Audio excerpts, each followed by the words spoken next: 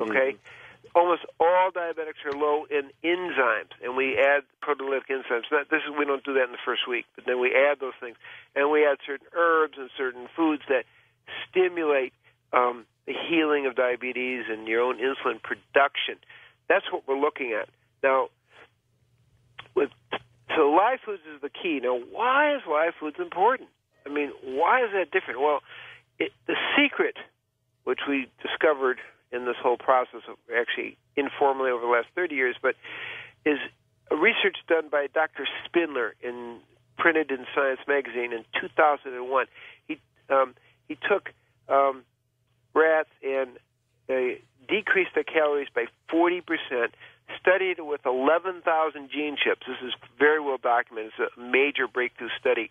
And basically what he found is that there's a 400% increase in the anti-aging genes, the anti-inflammatory genes, the antioxidant, anti-cancer genes, and by implication, the anti-diabetic genes.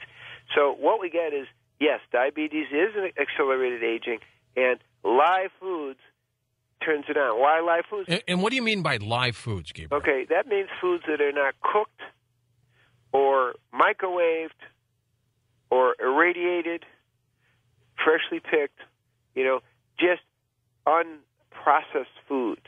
Are we talking veggies? Yeah, well, in this program, for the first 3 months, we're talking veggies and what we call sea vegetables, and then nuts and seeds. And then after people come to their normal physiology, and this is an important term here, their glycosylated hemoglobin drops to normal. And I have people, and I've actually had type 1 diabetics, but we don't make any claims for that, go to normal, okay, coming in with 11.8, 12.4. These are, levels of glycosylated hemoglobin, the normal 6, okay? Mm-hmm. And we'll have that much drop in 3 months.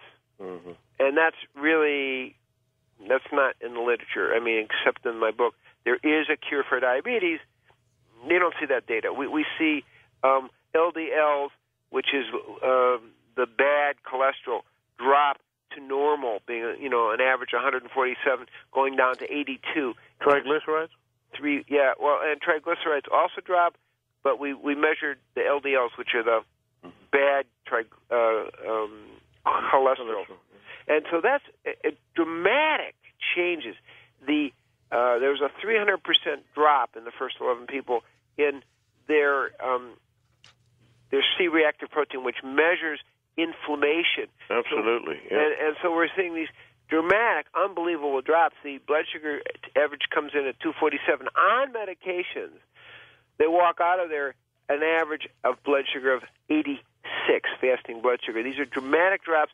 And the reason it works is when you cook food, you lose 50% of the protein, 70 to 80% of vitamins and minerals, and up to 95% of the phytonutrients, which are one of the key things that turn on the genes. So what happens is on live foods, naturally, without trying, in the first month, in something like 3 weeks to a month, you're going to lose 20 to 32 pounds.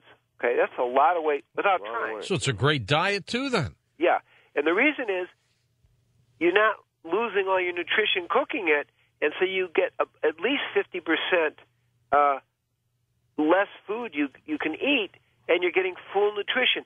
So that stimulates the anti-aging genes. The truth is, the less you eat, the longer you live. And that's the dramatic thing. So we're actually, this is exciting, we're actually turning on the anti-diabetic genes, the anti-aging genes, which are connected, and that's why it works so dramatically. It also drops people's blood pressure very dramatically. About 95% of the people, once they finish the program, really in the first week, no longer need antihypertensive medications. But that's, really fast. When they go back to their doctors, Gabriel, the diabetic doctor, the person who probably put them on insulin, for example, what do these doctors say to them? They've got to be in shock. They usually are, and so, we have a movie out called Simply Raw. Yeah. Reversing Diabetes Normal, and there's a nice little thing about one of the doctors. He's in Florida. He's saying, "Unbelievable! and how do I send all my people to Arizona? That's a quote. Everything's happening in Arizona, Christian. Yeah. Well, also they got a lot of sunshine, so they increase their dopamine there. Doc, I wanted to ask you, it's also a vascular disease too, is it not? It is definitely inflamed. You have 2 to 4 times higher rate of heart disease, and 75% of the diabetics die really of heart disease. That's right. Yeah. And that contributes to the fact that you have twice as much Alzheimer's.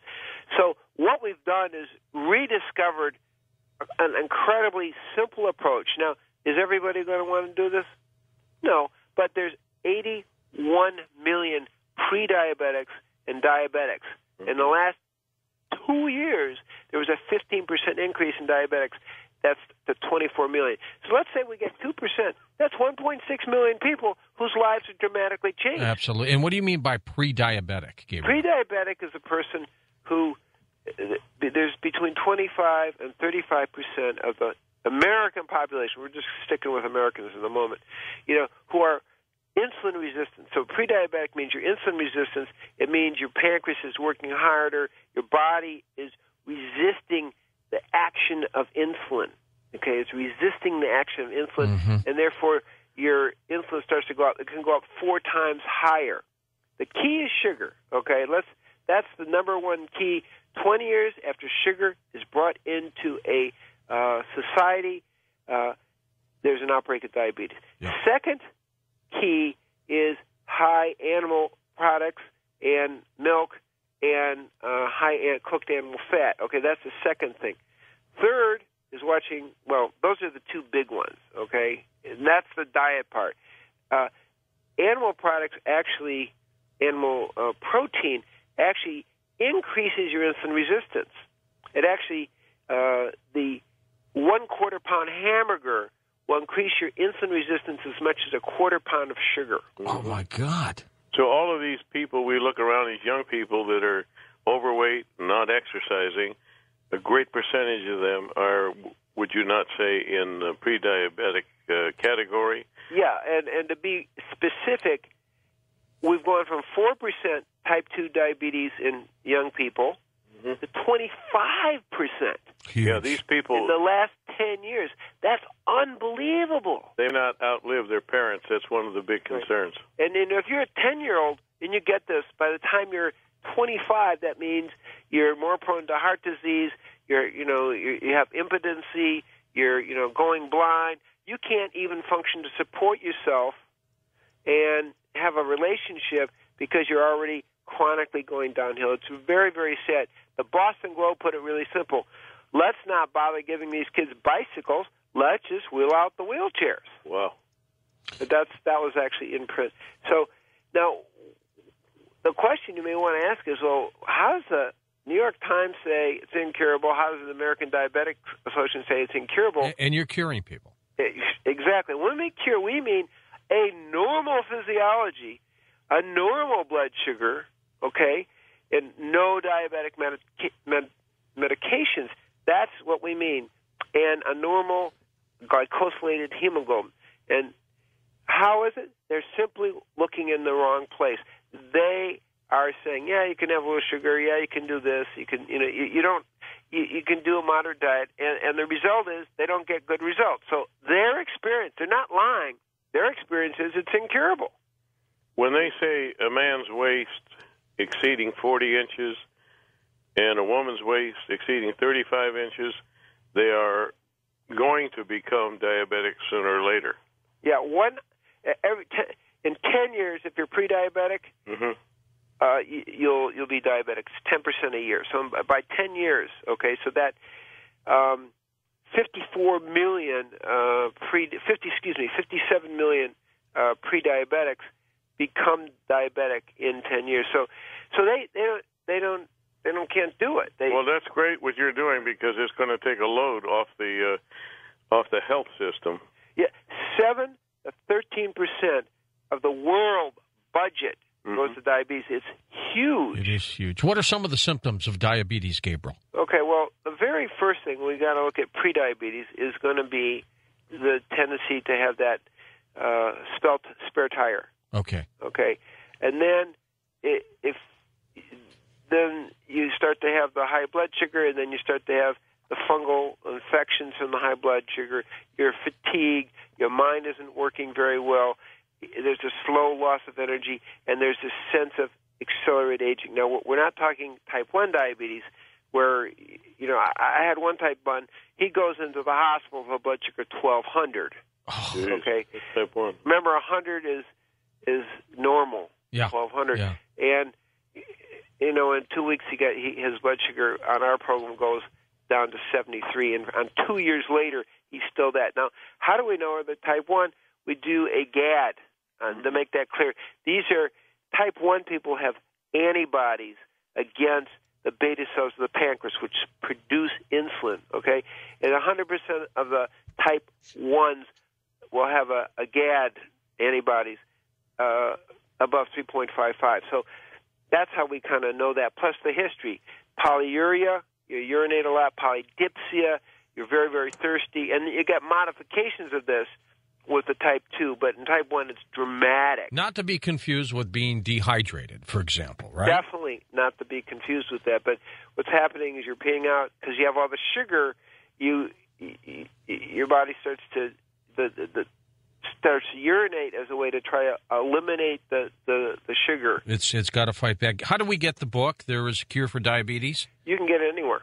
Still Any out, store all over the will place. have it. Great. Gabriel, we've got your websites linked up to coasttocoastam.com. Good. And I'm going to mention something else. That we, in our program, see, the key to the program is helping people make that transition from the culture of death, all the habits of the culture of death, the high sugar, the high meat, that kind of thing. And we have a year follow-up, and that follow-up is on GabrielCousens.com, which is a social media spiritual network that supports people. And we have monthly live network where we're doing questions and answers, and then we have our nurse calling them, twice a week, once a week, depending on what they need. So we do a lot of support. We consider that absolutely critical to this. And we're saving lives. That's Dr. Gabriel Cousens. Up next, David Wolfe. David Wolfe joining us now, considered to be one of the world's top authorities on natural health, beauty, nutrition, herbalism, chocolate, and organic superfoods. He leads the field with his mission, his vision. He's got a number of years of dedicated experience and understanding of the inner workings. Here he is back on Coast to Coast. Back. It's been 3 years, David, hasn't it? It's been 3 years, yeah. How have you been? I've been awesome. How you doing, George? I'm doing well. And Christian Wilde, David Wolfe. Hi, David. Nice to know you. Hey, Christian. Pleasure. What's new in 3 years, David? Oh, incredible innovations in the field of superfoods. I mean, it's just exploding. Things like goji berries, cacao beans, maca, blue-green algae, bee pollen. People are just hungry for this stuff. How good is this goji berry? I've been hearing a lot about it. It's I'm just writing a book on the subject right now, and I can't believe it. I mean, it is blowing my mind. And what these superfoods really do is they preload our immune system with all the materials that we need to produce all the immune system weapons that our body can generate. Mm-hmm. And what's happening is that people are kind of discovering this, and superfoods is a great entryway in because, wheatgrass is great, but my God, I did so much wheatgrass in the beginning, I would start dry heaving if I drove by somebody mowing their lawn. It was awful. You wouldn't reach by and just grab a bite of grass then, would you? Yeah, I mean, so, we got to make it easier for people, and superfoods is that bridge that makes it easier, and it gives you the immediate result, which is that, super high-powered nutrition without losing anything. You're not suffering. It's fun to eat. You would go along with Gabriel Cousens and, of course, what Christian's been saying all night long as well, that regardless of supplements and medicine, you got to watch what you eat, David, huh?